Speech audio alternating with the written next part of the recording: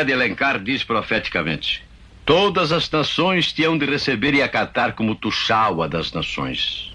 A nenhum outro país este augúrio se adapta melhor. Basta assistir às amostras do Brasil que eu vi e gravei em minha memória subconsciente, a minha câmara. Porque um cinegrafista e sua câmara são um ser único e indivisível. Posso dizer que aprendi o Brasil palmo a palmo, através das ferrovias que cortam as regiões do sul, ou dos trilhos solitários que cruzam as selvas, onde, às vezes, encontra-se a surpresa de meios moderníssimos de locomoção. Vi cidades remotas com pretensões arrojadas no desenho dos veículos coletivos. E modelos de aviões que hoje são curiosidades, atingi pelos ares rincões e regiões vastíssimas em que as mãos do homem jamais havia posto os pés. Regiões distantes da civilização no espaço e no tempo. Diante de nossos rios gigantescos, se eu fosse Camões, diria jamais ter visto mares desta forma navegados.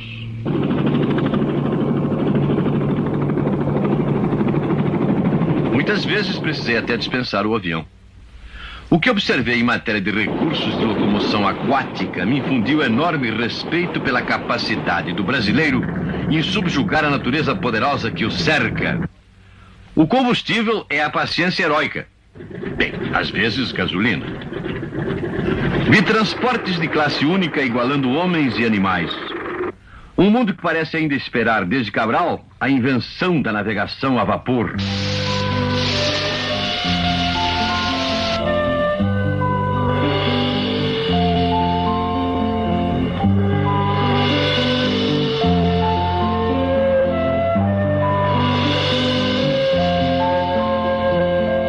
Para baixo, todo santo ajuda. Nos transportes fluviais que conheci, nem sempre a velocidade dependia do horário ou do piloto, se bem que às vezes dependesse do próprio passageiro. Com a passagem do tempo, notava-se a civilização modificando o transporte no tipo de carga transportada. Os veículos modernos eram derrotados porque lhes faltava a principal característica para vencer tantos obstáculos: tração nas 4 patas.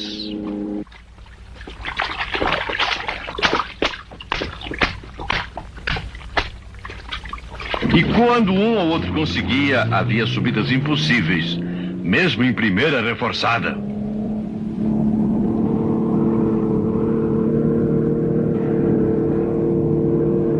A indústria automobilística está ainda para fabricar o veículo capaz de subir esta rampa.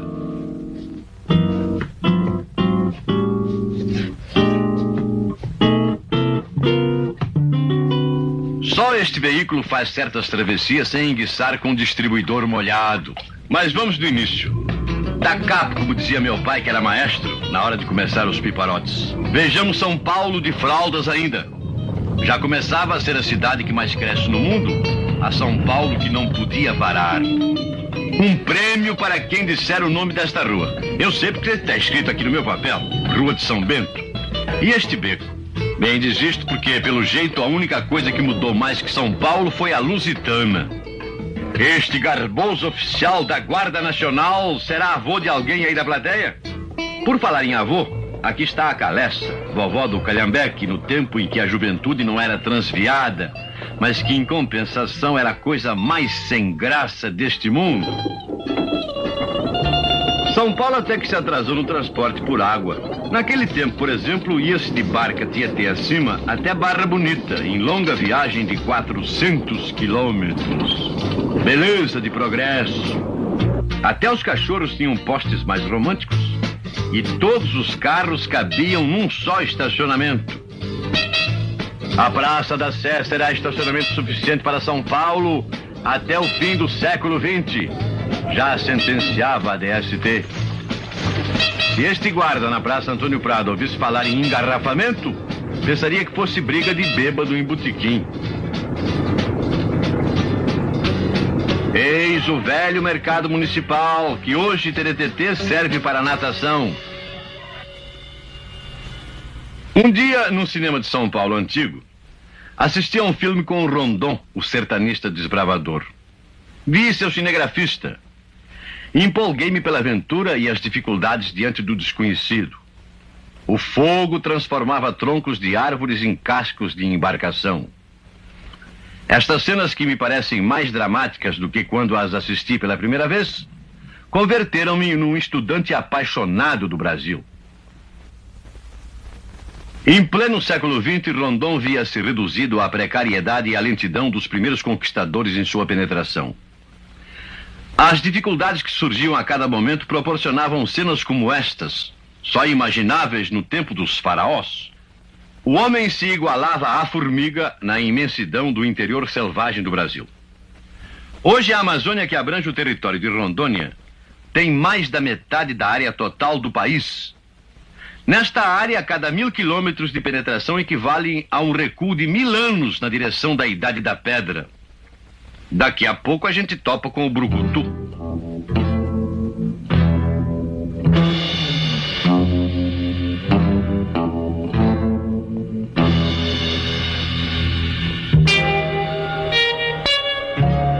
Das árvores, a macacada xereta nem desconfia que vai acabar como o almoço comercial do dia para os modernos bandeirantes.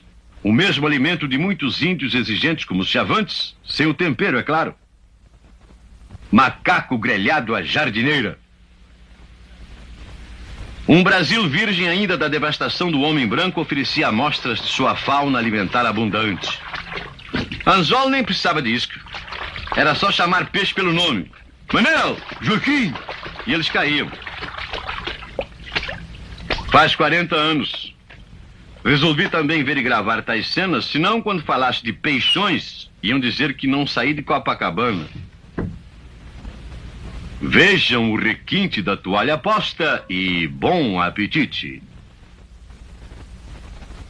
Documentando tudo com sua câmera, o cinegrafista de Rondon secava ao sol os filmes após a revelação na noite anterior.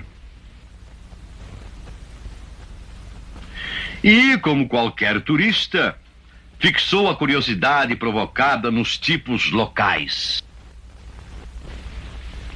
Enfim, o ponto culminante de emoção para toda a bandeira que se aprofunda Brasil adentro, mesmo em nossos dias: o contato com os índios. Como desde os tempos de Cabral, presentes e roupa neles. Pudor que só a civilização entende. A retribuição, como desde milênios antes de Cabral, é através da dança, no mais exótico iê-iê-iê de Butucudo. Quem já assistiu o Ballet Bolshoi de Moscou em teatro, na televisão, poderá notar a semelhança com que chavantes e moscovitas deslizam na busca de efeitos de conjunto. Curiosidades desta natureza foram o principal motivo que me levaram, daquele momento em diante, a montar em filme uma amostra de aula de geografia humana do Brasil. Pelo menos a estudantada pode não aprender do mesmo jeito, mas nunca se diverte tanto.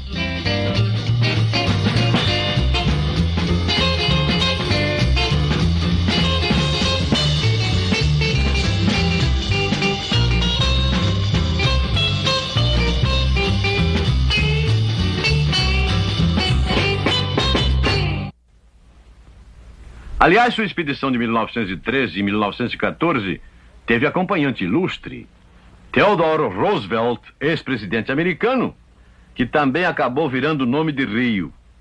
Está nos mapas, é só olhar. As 19 corredeiras do rio Madeira que impediam o escoamento da riqueza boliviana foram o principal motivo da construção da estrada de ferro Madeira-Mamoré. Quem deu um jeitinho final na coisa, assinando o Tratado de Petrópolis, foi o nosso Barão do Rio Branco. Os trabalhadores para a construção da Madeira-Mamoré vieram das Bermudas, das Bahamas, da Índia. Alguns dos sobreviventes ainda falam inglês de suas pátrias de origem. Hoje em dia, as velhas locomotivas dos trens de passageiros foram substituídas por litorinas capazes de cobrir os 366 quilômetros de ferrovia em 8 horas de viagem.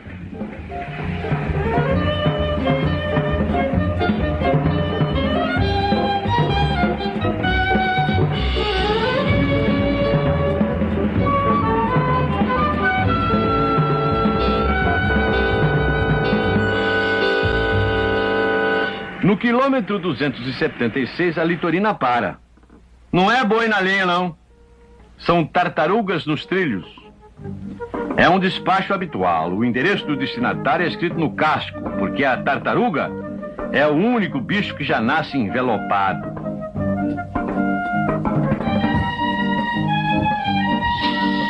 A estrada acompanha as corredeiras do Madeira entre Porto Velho e Guajará-Mirim. Foi o trecho que apresentou maiores dificuldades. Eram terras baixas, sempre alagadas, e onde se registrou o maior número de vítimas da malária, que, segundo consta, abateu operários na proporção de 1 para cada dormente assentado. Esta é a mais extensa reta ferroviária do Brasil. Tem 65 quilômetros. A Madeira-Mamoré é conhecida como a Ferrovia do Diabo, não só pelas tragédias que envolvem a história de sua construção, como pelas regiões inóspitas que atravessa. Foi originalmente toda construída com material inglês. Até os dormentes vieram da Austrália.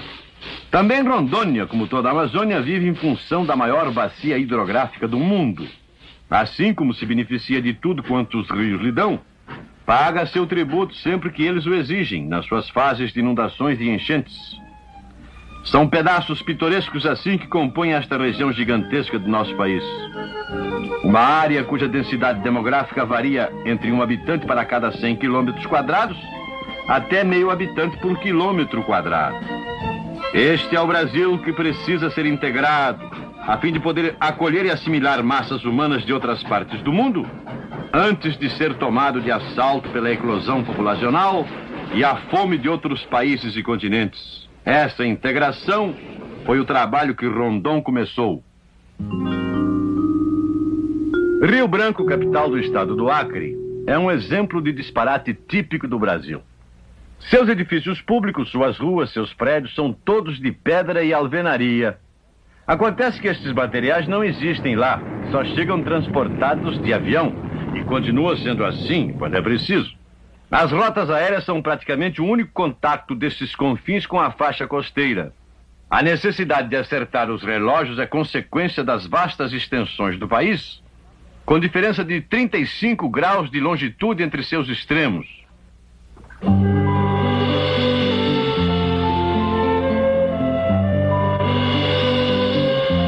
No Brasil, o mais avançado progresso da orla marítima e da região sul esbarram com indícios das mais estranhas e remotas origens que os cientistas arqueólogos discutem sem resolver. É pior do que querer saber por que o Brasil perdeu a Copa.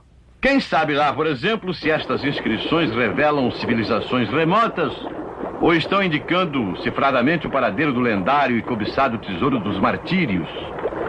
Aliás, muita expedição disfarçada de bandeirismo já deu com os burros na água atrás desse tesouro. A pedra elástica aparece na exuberante natureza do nosso vasto território ao lado do minério de urânio, elemento básico da bomba atômica. E ao lado das riquezas e das bombas, as curiosidades e caprichos da natureza fantasiosa.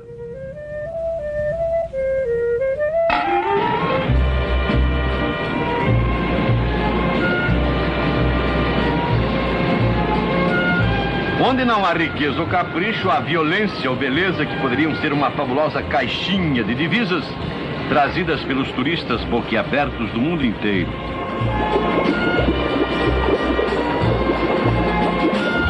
Há rios do Brasil Central obstruído por canais competentes que não comportam todo o volume de suas águas.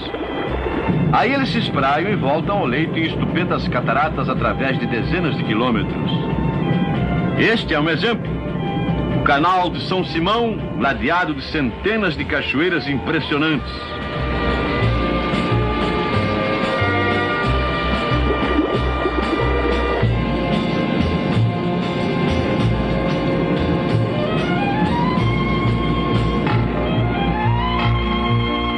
Vamos sentir agora saudades dos exotismos que o tempo destruiu, como o célebre gogó da Ema, em Maceió, na terra das Alagoas.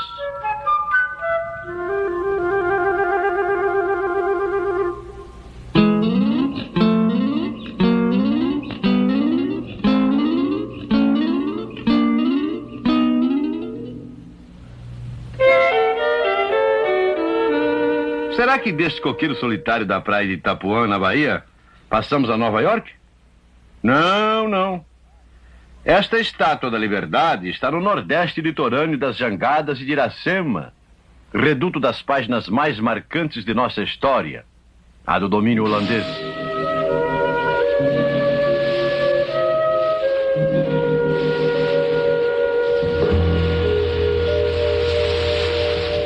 Aqui não em terra, mas no mar, outras riquezas. A lagosta, que quase nos levou a uma guerra engraçada com a França, e a indústria da pesca. Riquezas mal exploradas que, além do mais, ironicamente, levam à exploração e à fome às populações litorâneas. Brasil de contrastes, onde as modernas manufaturas industriais crescem ao lado dos artesanatos manuais fadados à extinção, pois jamais serão protegidos nem incentivados pelos órgãos oficiais de desenvolvimentos regionais. Ainda não se cogitou da criação no Brasil da Rendeiras Bros.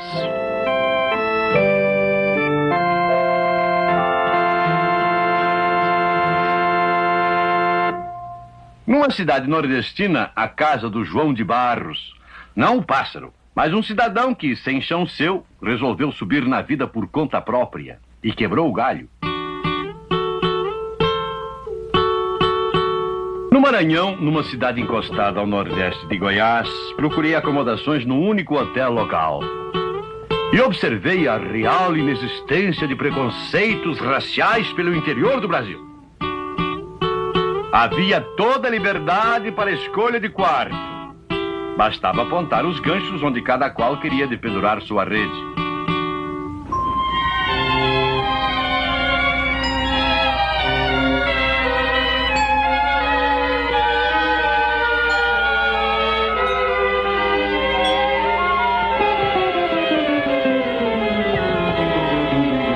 Se no norte as tragédias são determinadas pela natureza agreste ou pela fome, no sul ela vem com os engenhos civilizados.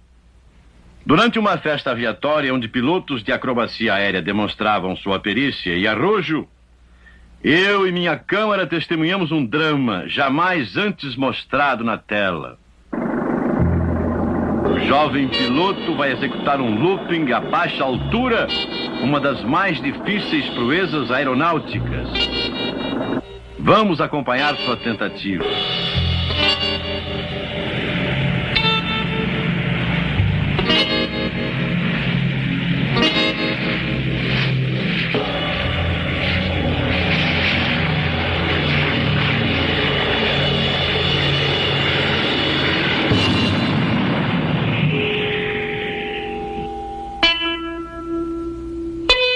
Depois que Santos Dumont descobriu a máquina de voar, ironicamente o homem vai dispensá-la, retomando as asas que Ícaro perdeu. Um personagem da mitologia grega reencarna-se no homem do século XX.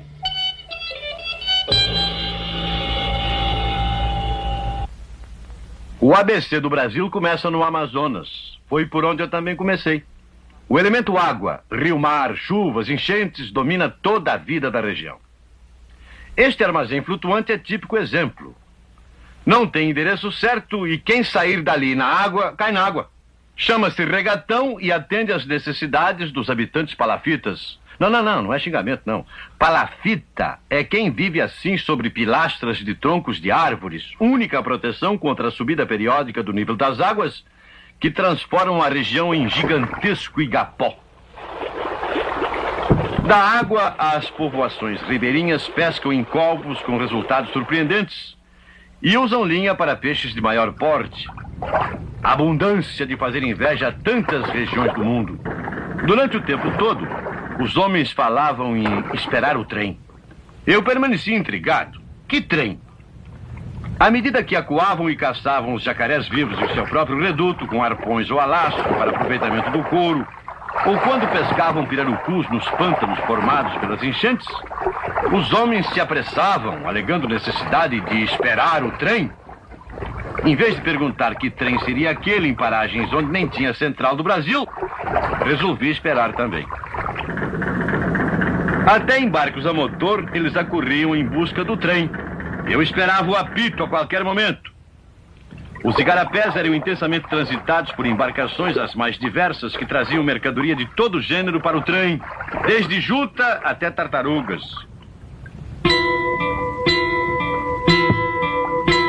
Os barcos aguardavam nas encruzilhadas dos rios. Surge, enfim, a locomotiva e o trem. Um trem fluvial. As embarcações engatam-se em comboio único que singra os igarapés da Amazônia até os núcleos consumidores ribeirinhos. A viagem dura dias. Cada vagão aquático paga à locomotiva o preço do reboque. O dinheiro é passado de uma embarcação a outra até a locomotiva. Favor facilitar o troco. Essa gente se prevê com todo o necessário para dias e dias vogando pelos rios mares. E como em qualquer lar, a vida aqui depende da dedicada dona de casa. Isto é a Amazônia. Diante destas criaturas desfila a mais exuberante paisagem do mundo. Nós a apreciamos fascinados. Eles já se acostumaram. Nasceram, vivem e morrerão nela. Nesses barcos dorme-se, ama-se, sofre-se e come-se. Sofre-se principalmente.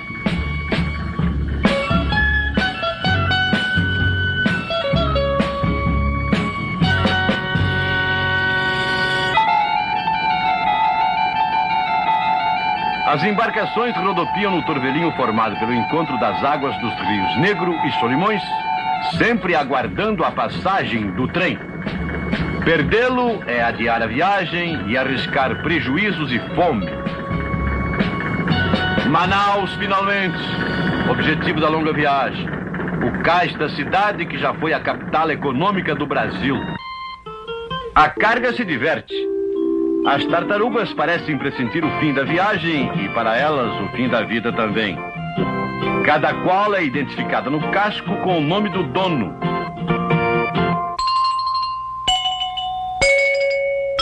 São ovos de tartaruga, tipo do ovo bem bolado para evitar quebras, não? Ninhada de 128. No mercado reúne-se a aparente abundância. Em poucos dias é vendido o sofrimento e o trabalho de famílias inteiras durante semanas no cultivo e colheita, na pesca e transporte. A exuberância das águas e das terras surge em produtos concretos, mas muito aquém do potencial da região.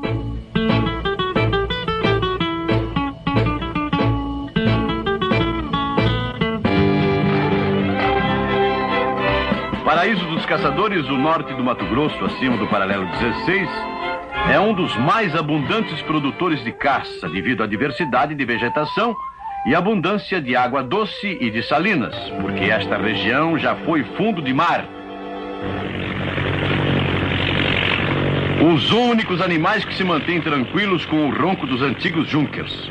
Os bois que, em carros tradicionais, conduziam passageiros para embarque.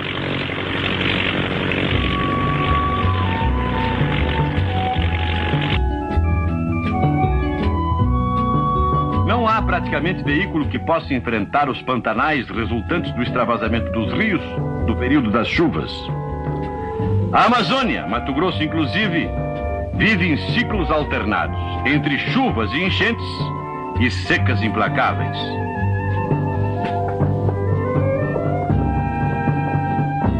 Concebidos com rodas altas especiais para enfrentar o Pantanal, os carros de boi atravessam as planícies em princípios de alagamento.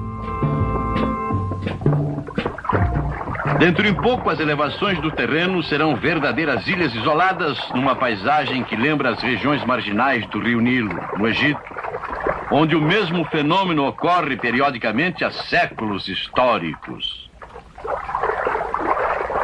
Os rebanhos equinos e bovinos devem ser recolhidos a locais elevados para não perecerem. Com o avanço dos dias e das águas, a reunião dos rebanhos passa a ser feita a nado.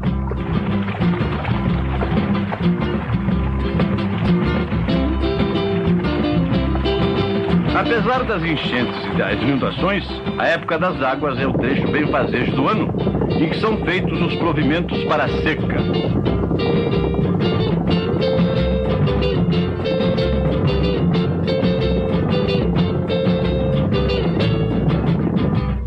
cavalos são totalmente selvagens, embora pertençam a fazendas progressistas. Isto porque são mantidos completamente soltos pelas pradarias. Os peões só os recolhem anualmente na época das inundações, quando são conduzidos a currais em terrenos elevados. Exemplares magníficos que terão de ser domados um a um. Entre os pioneiros da colonização da região, há os que antecipam para o norte de Mato Grosso o papel de maior centro mundial de pecuária, que é no estado a principal economia. Os cowboys de Hollywood ficariam humilhados aqui. Os peões executam com destreza um trabalho que nós, da cidade, consideramos espetacular. Numa região rebelde como esta, tudo é rebelde à domesticação. Laçar e montar, corcoviar e cair, montar outra vez. Não há montaria que não desista diante da pertinácia dos vaqueiros matogrossenses. Às vezes, a título de curiosidade, o bicho é boi. Cada potro selvagem é como Aécio, dá o máximo. Às vezes o cavalo vence um ou outro round, mas acaba aceitando a montaria do homem e passa a ser inseparável do homem. Após domados, a cavalhada bravia é instrumento do homem para domínio e a condução das reses em boiadas, em manadas, em rebanhos.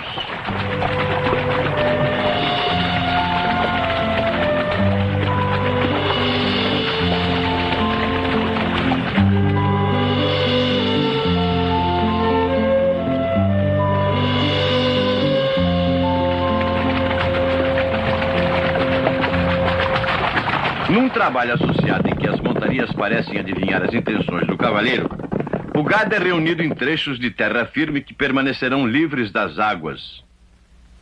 Tá faltando uma arca de Noé por aqui.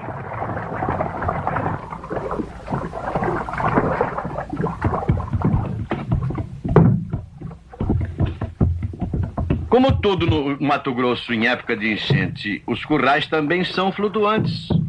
Estão vendo? Foi só falar em Arca de Noé e quase me atenderam. Será milagre? As vezes que não suportarem a caminhada para o sul, serão transformadas em charque. Carne seca para os íntimos. A preocupação máxima nesta etapa são os compradores. Os rebanhos são comprados em lotes de 1000 bois cada. Uma curiosidade é a contagem das reses. Por um perito que na porteira separa um palito de fósforo para cada 10 bois que passam. Segue-se uma viagem de mais de 1000 quilômetros até os centros consumidores e o meu prato. Solta um boi com frites!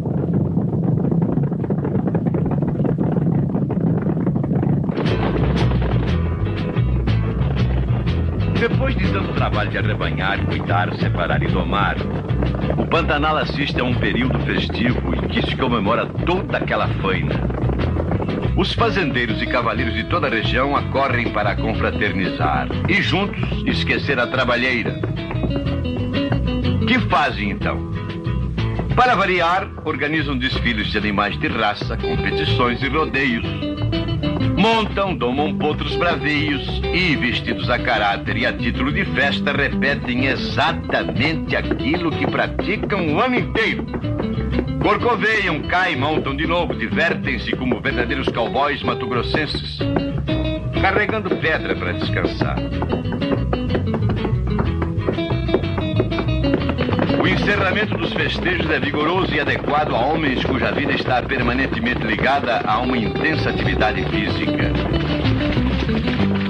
Após o período das inundações, chega a seca inclemente, alterando por completo todo o sistema de vida. A água onde antes todos nadavam ou atolavam precisa ser agora retirada do subsolo artificialmente. As necessidades diárias determinam as quantidades de água a serem bombeadas para a família e os animais domésticos. O leite permanece abundante para todas as criaturas. Alguns animais domésticos, como este gatinho, até aprendem a manejar a mamadeira sem ajuda alheia. Naqueles confins é às vezes difícil estabelecer linha divisória entre o que é selvagem e o que é doméstico. Dois chifrudos não se beijam. Expoente da fauna exótica, o tamanduá, comedor de formigas, oferece um abraço de amigo urso ou amigo da onça. E é preciso ser cobra um bocado para lidar com sucuri como quem quer enfiar linha na agulha.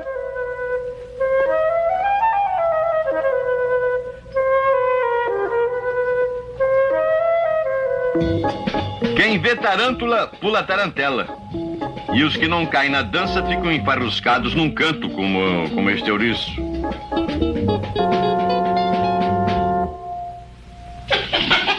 Como em qualquer chácara de São Paulo, as galinhas continuam a recolher-se cedo com as galinhas, ao primeiro sinal do crepúsculo. A ema também é recolhida com as galinhas. Tamanho não é documento de maioridade. A caça sempre fabulosa atrai caçadores de todo o país. Veados, capivaras e antas, nosso maior animal selvagem, algumas com mais de 200 quilos de peso. Das minhas lições de Brasil constou uma caçada de onça, como nem poderia deixar de acontecer. No Mato Grosso são caçadas com a ajuda de cães especialmente treinados. As onças são devastadoras de rebanhos e criações, e isto, juntamente com o fato de sua pele ser altamente cobiçada, torna-se incentivo para a sua caça. Nesta caçada de que participei, o objetivo era capturá-la viva para um zoológico europeu. Os cachorros acuam a fera que se refugia na copa das árvores. Seria fácil matá-la, mas eles a querem viva.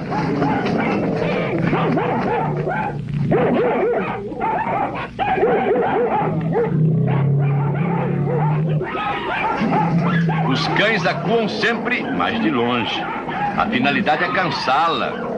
Ela se faz respeitar. Como recurso extremo, ela foge buscando o rio e nadando com destreza, no que é imitada pelos perseguidores.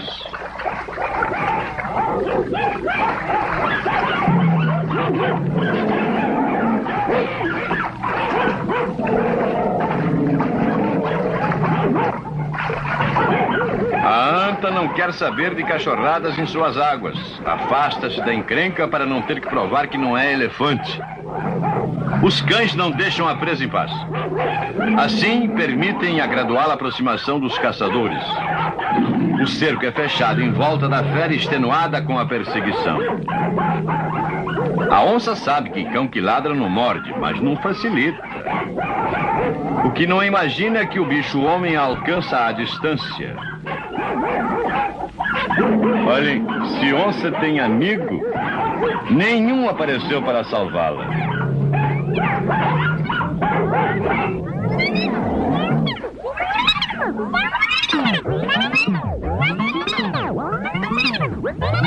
Manifestantes para a reportagem emitiu comentários um tanto ofensivos que a censura não permitiu reproduzir. Ouvi dizer que no sertão cidades nasciam da noite para o dia e desapareciam da mesma maneira. Quando me trouxeram aqui, onde tanta gente se apinhava, imaginei tratar-se de algum santo milagreiro. Só isto, a meu ver, além de Roberto Carlos ou Pelé, explicaria tais aglomerações com hospedagem até em grutas e casas improvisadas. Cabeludo e nesta idade? Será o santo? Mas o milagre para tal ajuntamento era de outro tipo. Tratava-se de garimpo. Cada alarme de descoberta cria um povoado num abrir e fechar de olhos. No garimpo, só 3 pessoas ganham na certa: o dono da água, o fornecedor de comida e o comprador de diamantes. O garimpeiro mais pobre contenta-se com bateias de cascalho de aluvião. O diamante mais pesado vai para o centro e para o fundo com o movimento rotativo. Uma bateiada de sorte pode significar independência econômica para toda a vida. E aqui, por enquanto, eles não pagam imposto. Os garimpeiros mais prósperos já procuram os leitos dos rios munidos de escafandros, na esperança de encontrar os diamantes dos buracos das rochas do fundo, onde são encaminhados pela força centrífuga gerada pelos redemoinhos de água.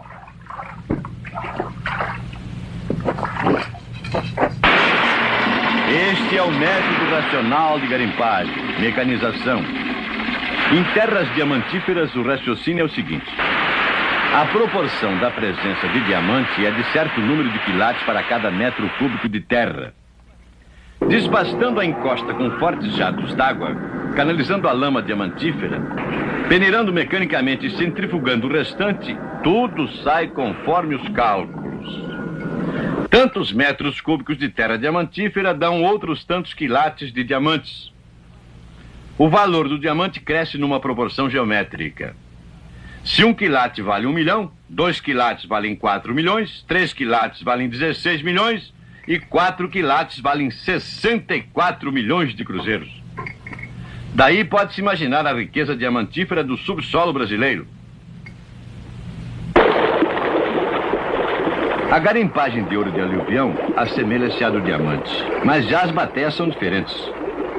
Desde tempos imemoriais, o ouro fascina a humanidade e serve de padrão para a riqueza ou a miséria das nações. Mesmo assim, nenhum outro metal precioso desbancou ainda o ouro como medida universal de valores. É ainda como realidade, como símbolo, a referência do poder, o lastro das moedas fortes e a coroa dos meus dentes molares superiores.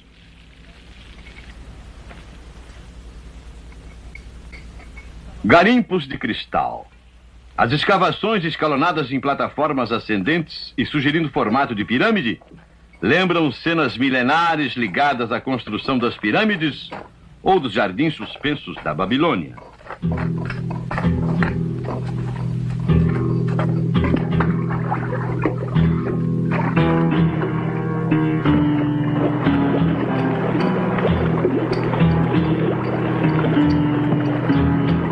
A picareta alcança finalmente a tampa do cofre forte da natureza. É mais uma riqueza que fui conhecer de perto neste Brasil, cuja descoberta e integração se faz tão lentamente. O cristal de rocha é de imensa e sempre crescente aplicação na vida moderna. Tem propriedades ópticas e elétricas aliadas a um baixo coeficiente de dilatação. Lâminas de cristal são empregadas para controle de frequência nos equipamentos de comunicação eletrônica. Assim, eles não gazeteiam. Além das aplicações técnicas, a beleza das formas e cores fazem-no também cobiçadas peças de adorno. Mica em Minas Gerais. Outro potencial econômico pobremente explorado. A mica é procurada por múltiplas qualidades, principalmente as isolantes e as resistentes ao calor. Apresenta-se na natureza em blocos denominados livros. Parece aquele doce mil folhas. Quem tem janela de mica não atira pedra na mica da vizinha mica.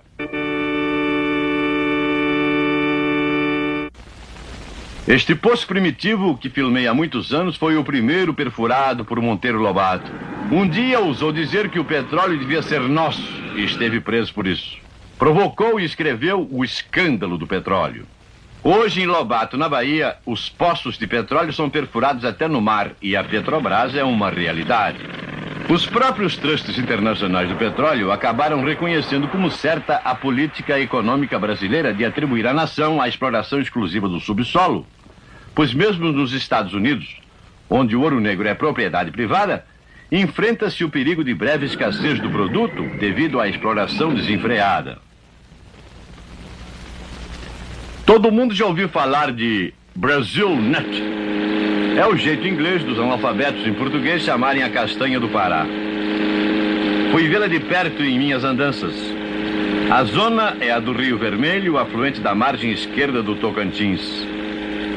Somente por via fluvial pode-se chegar aos castanhais incrustados no seio da selva amazônica. Da mesma forma, o escoamento das castanhas segue caminho idêntico, mas a favor da corrente, rio abaixo. Nas margens do Rio Vermelho, a principal vegetação é de bolsas para senhoras chiques.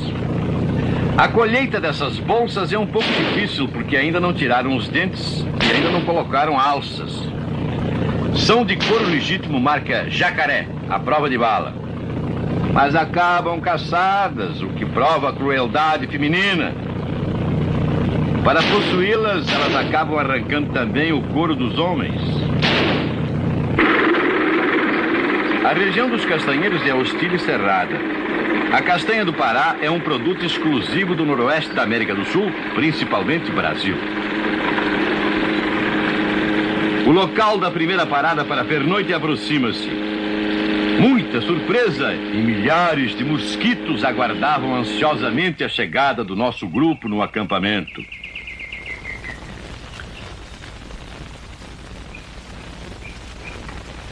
Observei uma prática estranha. Tomava-se banho de chuveiro em plena selva, apesar do rio próximo, num requinte. O chuveiro era improvisado ao ar livre e a água tirada por cima. É que as piranhas, ferozes donas do rio, se pilhassem os banhistas, fariam neles uma limpeza muito além daquela recomendada para os sábados e dias santos. Vendo a limpeza nessa perna de capivara, acabei dispensando até o chuveiro. Sei lá se um dia alguém distrai e cai piranha pelo regador, senhor.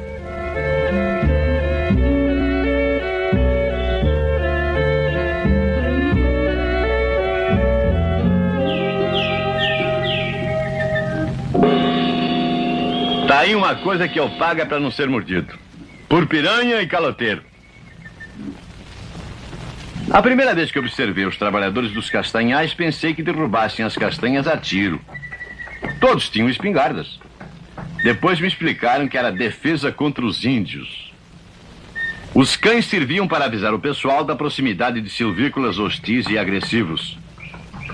Havia outro risco que aqueles homens enfrentavam diariamente no trabalho. Os castanheiros são altíssimos e os cocos caem a cada instante. Os que aguentam a cabeçada são convocados imediatamente para a seleção da CBD. Aí, parece catadores de papel, mas seu papel é catar cocos com castanhas. Para evitar sobrecarga inútil, o coco bruto é partido para dele se retirar as castanhas do Pará, também protegidas por cascas duríssimas. Mais fácil comer banana, não é?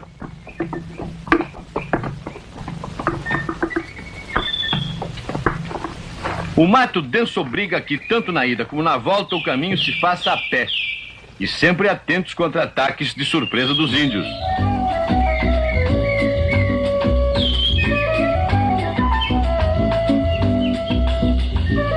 Na sede, as cestas são despejadas para classificação e pesagem.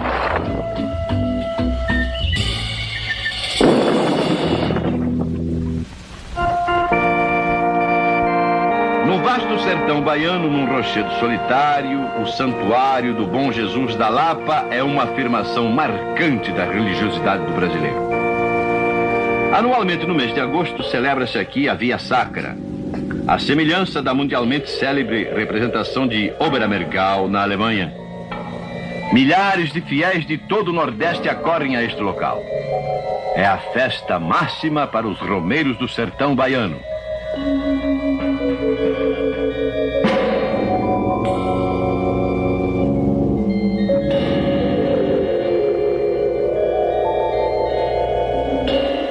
Como que por estranhos desígnios, a árvore cresceu, abraçando-se à cruz, num adorno místico, natural e caprichoso. Paralelamente, no extremo sul do país, em Santa Catarina, a procissão anual de Corpus Christi é motivo de singela manifestação artística popular. Todo o trajeto é adornado com desenhos os mais variados, feitos com flores, serragem de madeira colorida, pó de café usado, tampinhas de garrafa e papel de chumbo. Ninguém pisa no tapete multicor, por mais numeroso que seja o séquito da procissão. A passadeira de flores e cores destina-se à passagem do Santíssimo e só o pároco caminha sobre ela. Esse é o povo do Brasil, de norte a sul, firme em sua fé, por mais abalos que sofra. Quando, por exemplo, o país foi surpreendido com o torpedeamento de seus navios e a imprensa anunciou para todos nós a manchete fatal.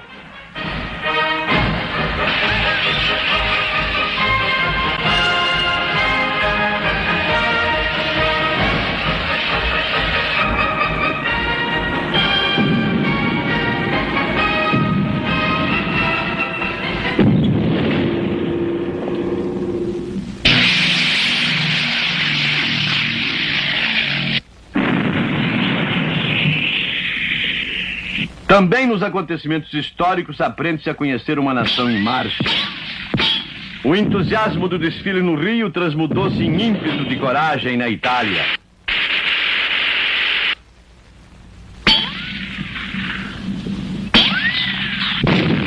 Ao longe, Monte Castelo, objetivo que não tardaria a cair. Depois, como que acordando do pesadelo passageiro, a volta, as saudades, a alegria dos que reencontravam os entes queridos, a euforia geral de todo um povo que nasceu para ser sentimental e feliz e que se sente irmanado por motivos comuns à volta dos dirigentes, no intercâmbio sincero e total das emoções até então contidas.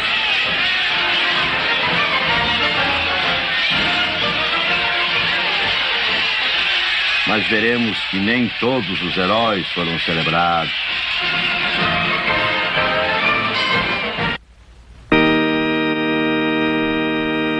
Os frontes de guerra se dividiam externa e internamente entre linhas de combate e linhas de produção. Nestas, o principal recrutamento foi o dos soldados da borracha.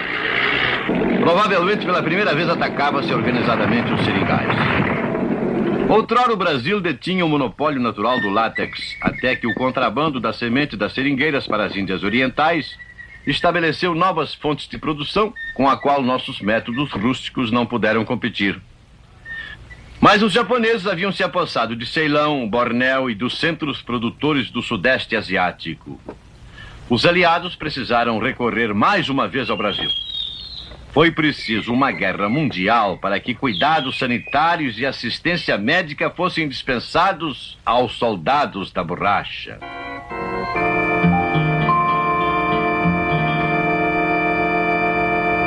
A colheita do látex é lenta. Cada seringueiro identifica e espeta sua caneca nas árvores que encontra em sua jornada de trabalho. No caminho de volta, recolhe o conteúdo. Entre ida e volta, passa-se o dia. Pingo a pingo, a caneca enche-se. A guerra exigia 100.000 toneladas. Só milagre resolveria o problema. Estes métodos rudimentares de tratamento e defumação do látex por meio de coquinhos levaram à derrocada a produção de borracha silvestre do Brasil, enquanto na Ásia os ingleses desenvolviam sistemas modernos de plantio e cultivo, solicitados principalmente pelo grande surto da indústria automobilística mundial. Tal e qual na Copa do Mundo de 66. Desculpem a ideia fixa. Na fiscalização, as pelas de borracha tinham até de ser cortadas ao meio. Às vezes vinham recheadas de pedras para enganar no peso. Os 2 melhores tipos de borracha produzidos são originários do Amazonas. Um deles, e o melhor, é o Hevea brasiliensis, facilmente coagulado por meio de ácido.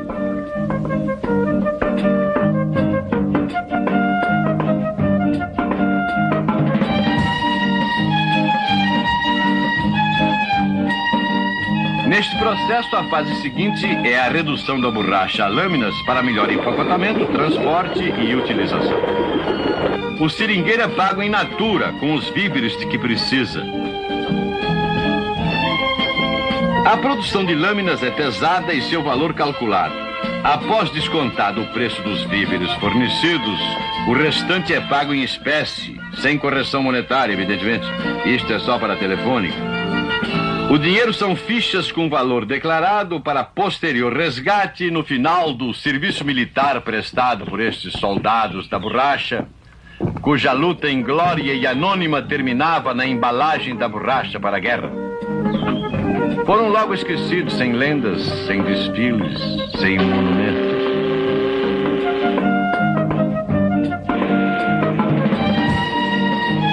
No período áureo da borracha, de princípios do século até cerca de 1910, toda a produção amazonense de borracha convergia para Manaus, cujas calçadas estas guardiãs de limpeza pública varrem. Manaus já foi o centro econômico do país. Nesse tempo, dizia Jesus a seus discípulos... Perdão, estava me distraindo. O Teatro Municipal de Manaus foi joia arquitetônica de estilo parisiense importado da Europa, dos pisos de mármore aos lustres.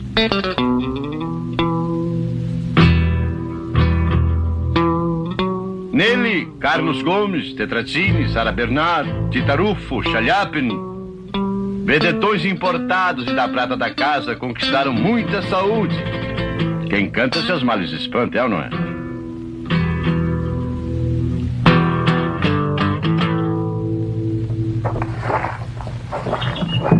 O anúncio da loteria diz que seu dia chegará. O meu também chegou. Não da sorte grande, mas o dia de entrar em contato com os índios, no estilo do Dr. Rondon. Apesar dos nervos, procurei manter a calma para não esquecer de nada. Desde as escovas elétricas até os geradores de dentes. E os índios que eu precisaria distribuir entre os presentes.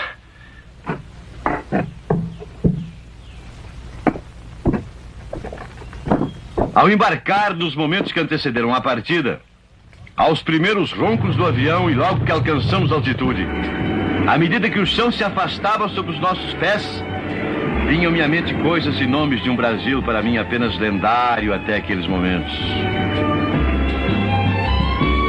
Rio das Mortes, Serra do Roncador, Araguaia, Xingu, o Tesouro dos Martírios, os Chavantes, terríveis, alguns já pacificados, mas outros ainda completamente alheios ao contato com o homem branco, continuavam ferozes e temíveis.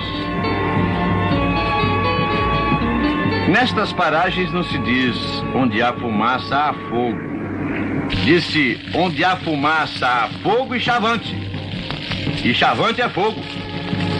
De fato, assim caçam esses índios acuando animais do seio da mata por meio do fogo.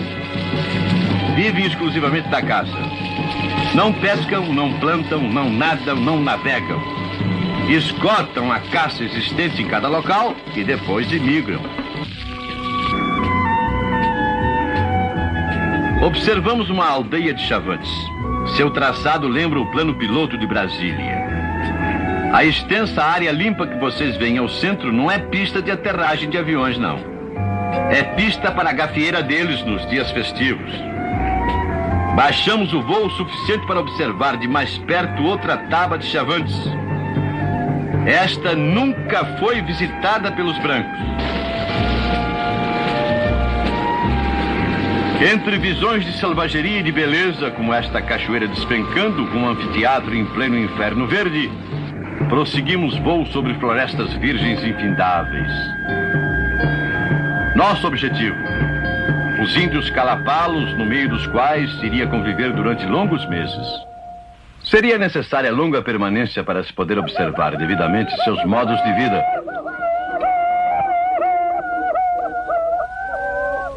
São ariscos e levam tempo para retornarem às atividades normais após a aparição de um safari carregado dos objetos curiosos que o homem branco costuma transportar.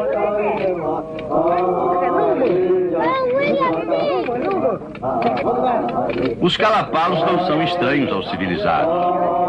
Têm sido visitados, principalmente desde que dentre eles surgiu Diacuí, a silvícola cujo romance com o branco Aires da Cunha polarizou a atenção pública há vários anos atrás.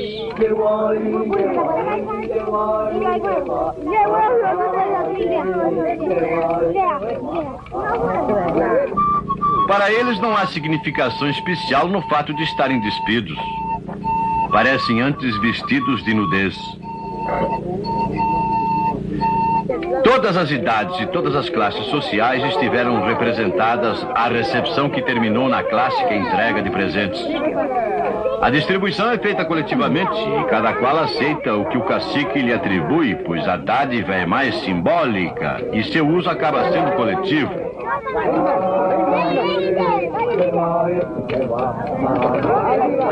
Este observa calado, mas pensa e acerta. Gente branca não pode ver ninguém feliz e já vem com essa mania de vestir todo mundo. Falou em joia, falou em mulher, está falado, pensou certamente este cidadão lacônico. Todo preparativo de ornamentação começa com banho e termina com pintura de óleo de piqui.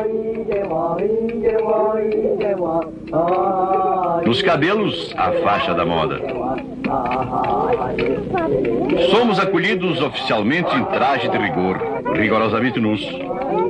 Para o charuto da paz, feito com ervas narcotizantes. Lá pode, não tem bobagem de polícia.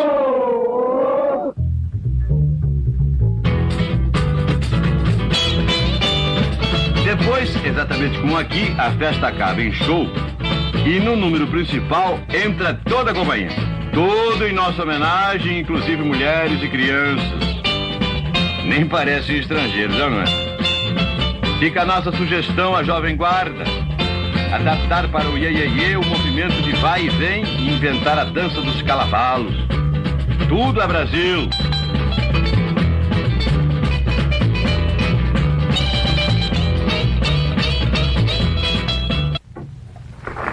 Após a recepção e as festividades, voltou-se à vida normal. E na vida normal de qualquer população está a construção da moradia. Entre índios que lidam com fibras, varas e paus, não há mestre pedreiro nem meia colher. Há o mestre varapau e o aprendiz a meio pau. Não usam prego porque ainda não inventaram o martelo por lá. Na cobertura, a Antártica e a Brahma fornecem o chope. E a vida cotidiana prossegue, tão prosaica em seus afazeres como a nossa vida nas cidades civilizadas, com a diferença que lá não existe reconhecimento de firma, e se o trabalho doméstico é desempenhado pelas mulheres, são os homens que confeccionam adornos e enfeites. Aqui a única piada de papagaio é papagaio transformado em chapéu, principalmente quando o papagaio é arara. Há, porém, um trabalho que os homens se reservam desde meninos. O fabrico das flechas, desde as pontas até a colocação das penas que mantém sua direção de tiro. Outro trabalho que é mais um esporte é o exercício diário de pontaria, em que são exímios. Do esporte passam a algo mais prático, abastecimento para alimentação. Agora o alvo é menor e mais arisco. O que nos parece verdadeira façanha é para eles rotina diária.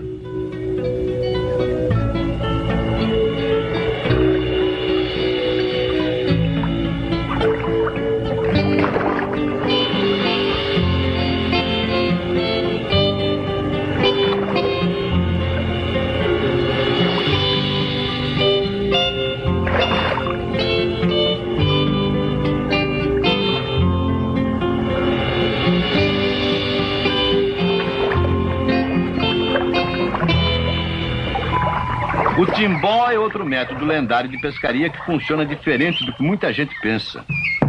O timbó não envenena a água, como se diz, mas absorve dela o oxigênio, sufocando os peixes que são assim facilmente apanhados. Será que não tem timbó de apanhar peixão em Copacabana?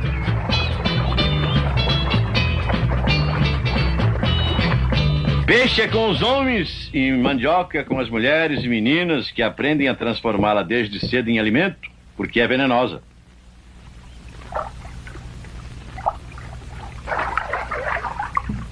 Parece-se com pão assado ao sol em vez de assado ao forno. E como vivem de pesca, preferem peixe quente em vez de cachorro quente. O peixe é envolto num biju de mandioca, alimento bom para a saúde de vivos e mortos, pois eles o depositam também nos túmulos. As covas em que enterram os defuntos, aliás, são construídas com prolongamentos ocos para pés e cabeça. Isso evita torcicolo e ajuda pé de atleta. O morto é envolto na própria rede.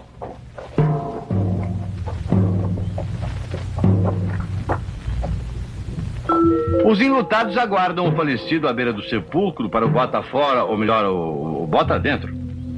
Os parentes colocam armas e petrechos para uso do defunto enquanto lamentam a decisão inabalável do que partiu.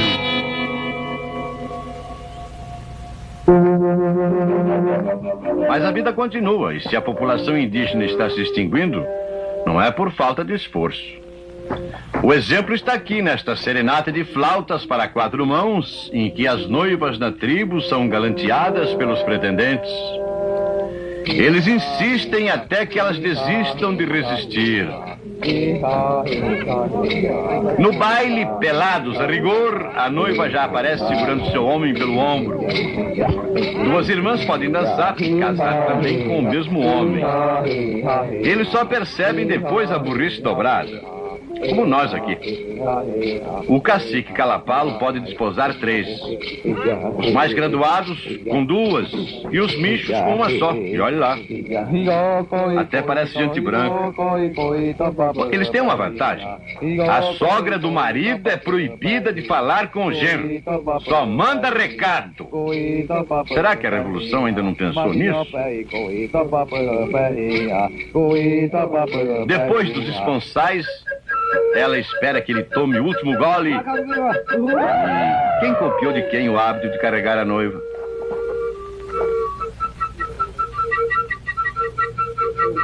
Os tocadores de gaita aguardam a entrada do casal para a noite de núpcias, que às vezes é de dia mesmo. Quando chocada dá início à dança dos bons espíritos. Tudo em homenagem ao casal.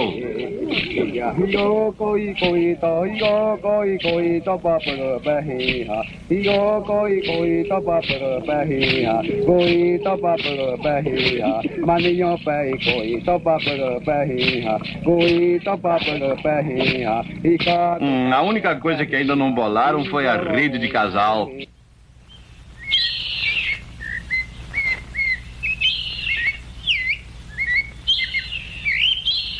A vaidade entre índios não é privilégio feminino.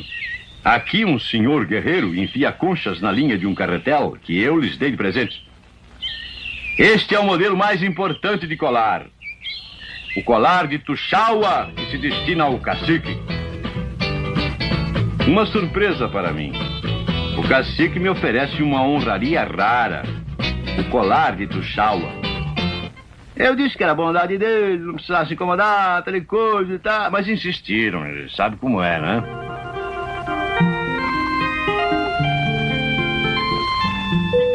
A hora da despedida dos Calapalos aproximava-se.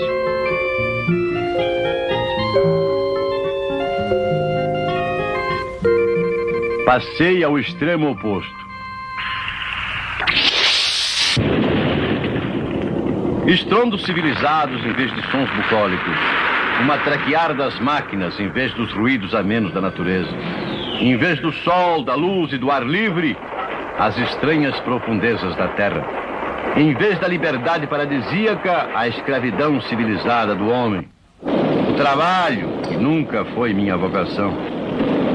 Em vez de flechas, perfuratrizes a ar comprimido para caçar o pão nosso. Nosso não, que não tem dinheiro, de cada dia.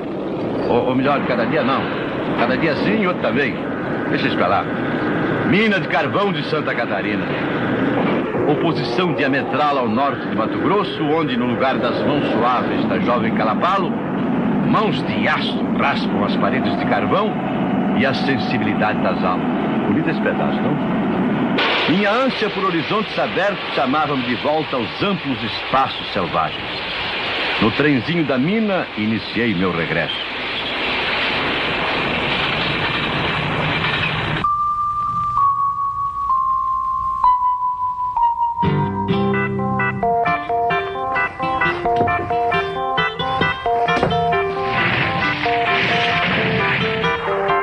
Posso dizer que no sertão ou nas cidades assisti ao nascimento do Brasil século XX e seu crescimento.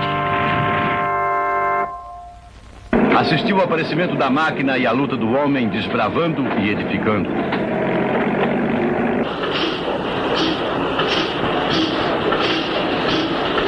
Neste local vi surgir do chão, o chão nu, a segunda cidade planificada do Brasil.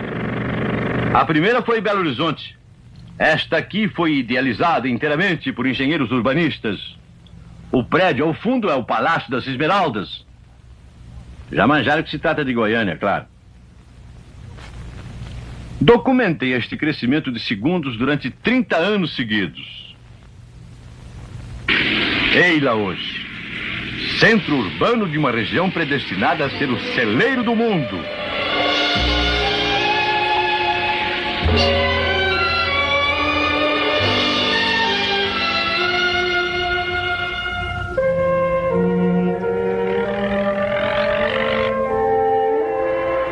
E agora? O que está acontecendo aqui? De onde vem essa gente? Para onde irá?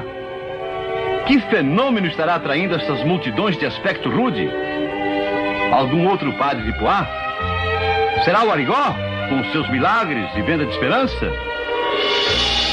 Que lugar é este? Uma colônia de ciganos, artistas de circos, preparando mais um dos maiores espetáculos da Terra?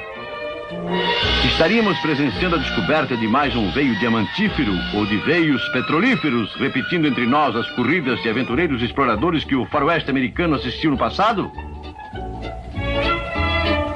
Trata-se de algum reduto que o governo tenha destinado à concentração e moradia de imigrantes nordestinos? Nada disso. Nada disso. É apenas mais uma cidade brasileira. Mais um testemunho de fatos únicos que só mesmo aqui podem acontecer. Observem os estabelecimentos comerciais. Onde estamos? Norte do Paraná? Oeste de São Paulo? Amazônia, na boca do sertão? Nos cenários de algum estúdio cinematográfico da Guanabara? Simplesmente Brasília.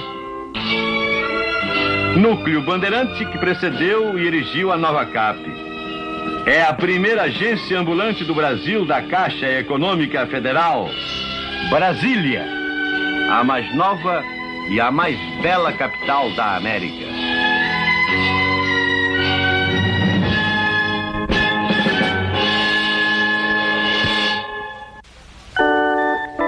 E agora, a partir de Brasília, uma rápida recapitulação colorida do Brasil para os de cabeça mais dura de aprender. Reavaliar desde Manaus, capital do Amazonas, a maravilha cromática deste mundo que Deus nos deu. As cores vão diminuir um pouco, muita miséria e muito subdesenvolvimento. E vamos nos extasiar com as exuberâncias da natureza, desde as águas do Rio Negro que nos conduzem ao Roraima, até as migrações dos pássaros que nos levam ao infinito. Passamos do azul dos céus ao azul das águas selvagens. Só falta aqui o azul de metilene. Como diz o Sérgio Porto, vai ser azul lá no... Não, deixa pra lá.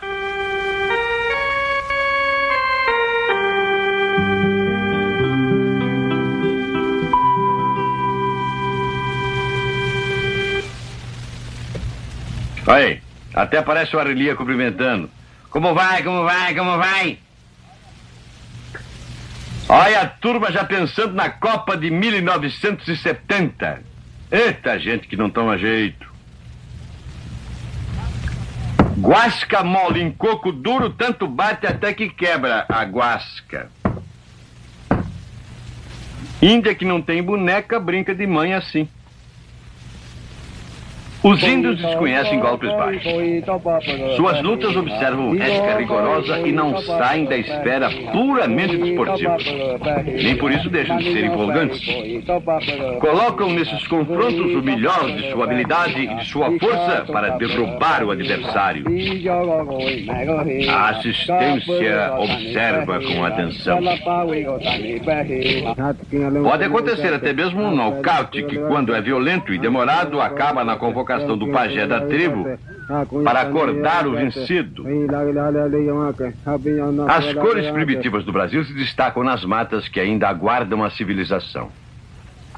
Onde ela chega, o branco do algodão ou o rubro do café em grão se incorporam à aquarela viva de milhões de quilômetros quadrados.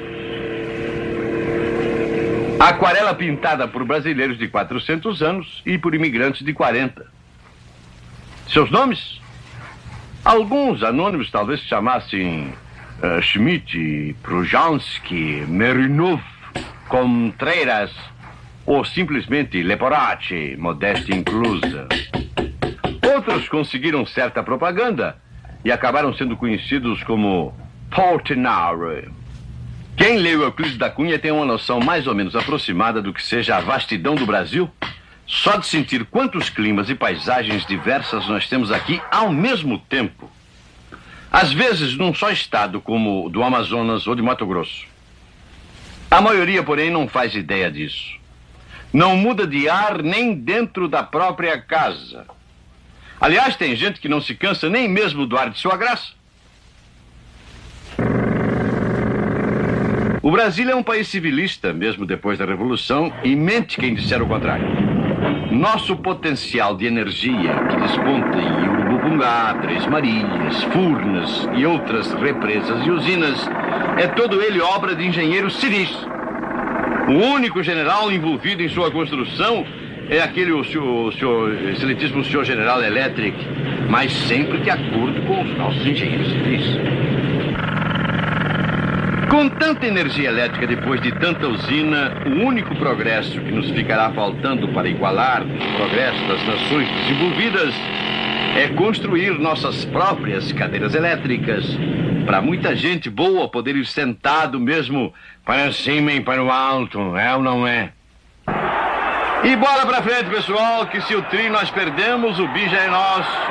Mas a São Silvestre sempre deixa a prata da casa na rabeira. E este aqui está competindo ou fugindo do trânsito porque mudaram a mão da rua na hora dele atravessar. No fim de cada São Silvestre, os atletas brasileiros formam um bloco devagar e sempre e apelam para o confete. Se não fosse o carnaval, que seria da quaresma, não é? Acontece que o Brasil, infelizmente, está apenas em segundo lugar no coração do brasileiro. Em primeiro, vem a brasileira.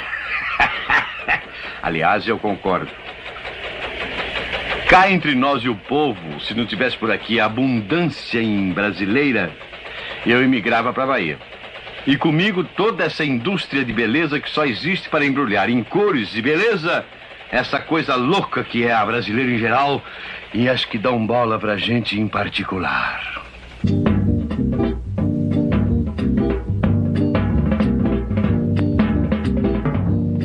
E se é verdade que bom mesmo é mulher, nada como a mulher brasileira.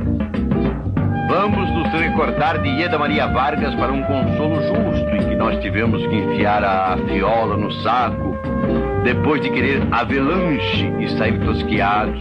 Não tem importância. Foi o ano da caça. O inglês bancou raposa. A gente acerta ele em 70 de um jeito que eu só quero ver se ele 60 mais. E vamos pensar em nossas misses, que quem foi rainha sempre tem majestade. A tela precisa crescer para o Brasil caber melhor dentro dela. Agora já tem navio, porta-avião, Maracanã, Palácio do Morumbi, nota de 10 mil, cruzeiro forte.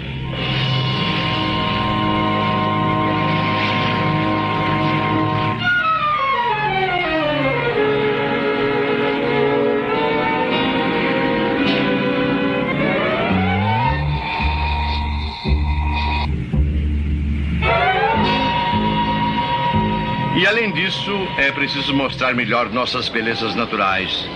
Tão bonitas que até parecem artificiais, não acham? Só que, como ainda somos país em desenvolvimento, a coisa ainda não está sendo bem explorada. Nos Estados Unidos, as cataratas do Niágara já servem há muitos anos para se atirar lá de cima dentro da barrica, principalmente os casais em lua de mel, quando acordam depois da noite de núpcias e percebem a besteira.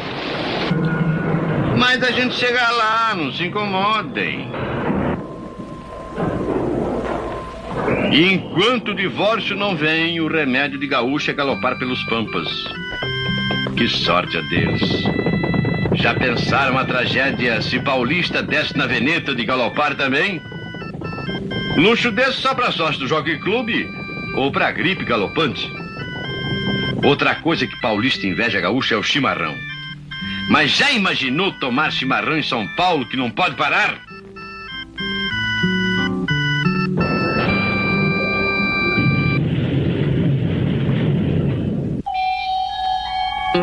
Vila Velha, sem comentário.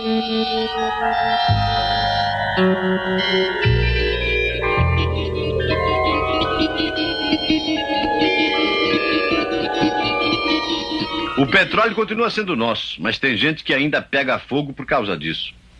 E mesmo sendo nosso, o petróleo continua na Bahia.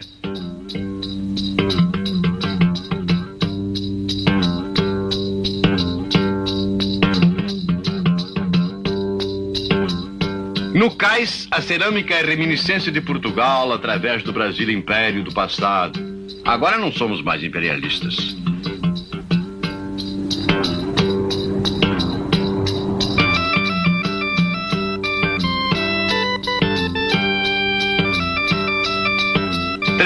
e 65 igrejas. A Bahia tem lembranças da áurea época do ouro pronobis.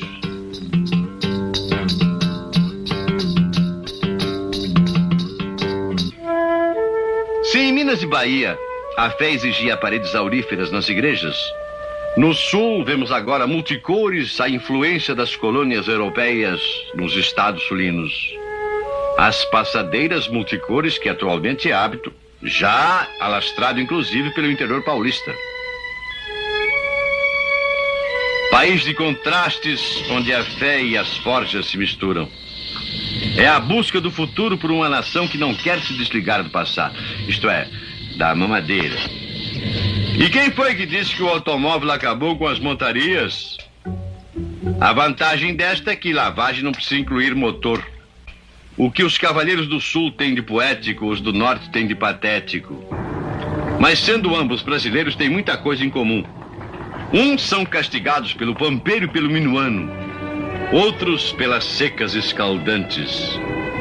Mas o nosso homem, como dizia o Dr. Euclides, é antes de tudo um forte. Principalmente se for do norte, aí é de morte.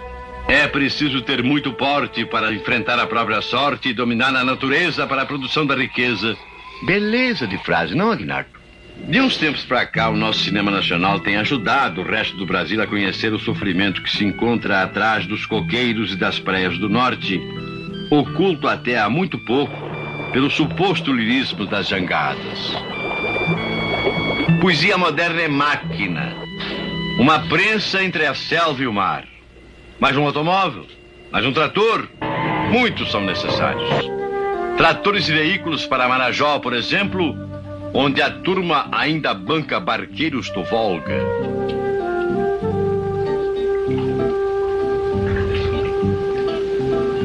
Peraí, vendo esse camaleão fruta-cor, a gente tem a impressão de pré-história. De repente ouve um barulho, olha pra cima e é avião a jato atravessando a selva, botando a gente em contato com o século XX.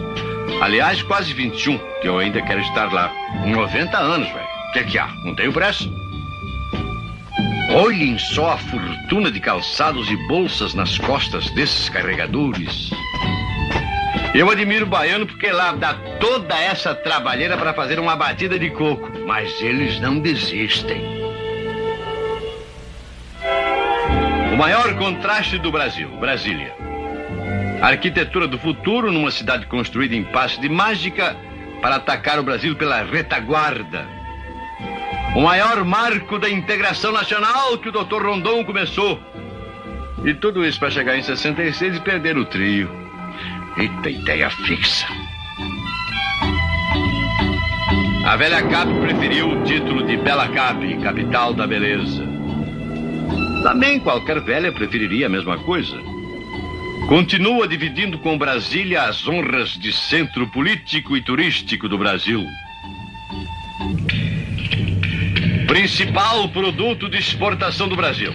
Carnaval, depois que o futebol sofreu baixa no mercado. E a ideia continua, tá aí, a ideia tá aí. A turma sua e dança na corda bamba o ano inteiro, para gastar tudo em 3 dias, suando e dançando no asfalto.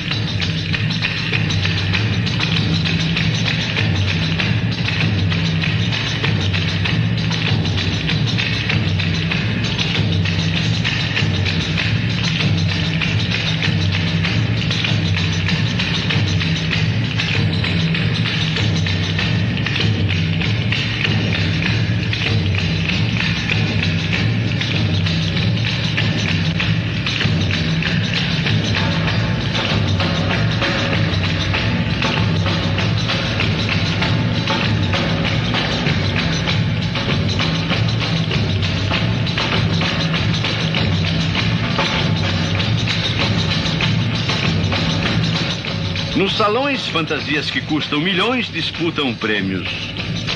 Nas ruas, milhões sem dinheiro disputam um lugar para enxergar a passagem do sonho.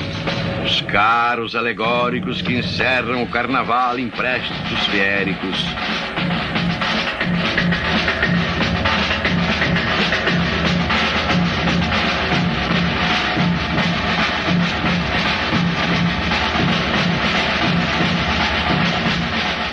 Se o Rio tem beleza sob qualquer ângulo, em qualquer recanto, é preciso subir para admirar São Paulo.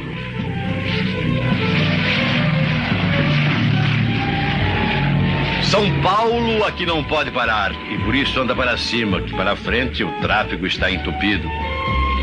São Paulo, o maior centro industrial da América Latina. São Paulo, a que mais cresce no mundo.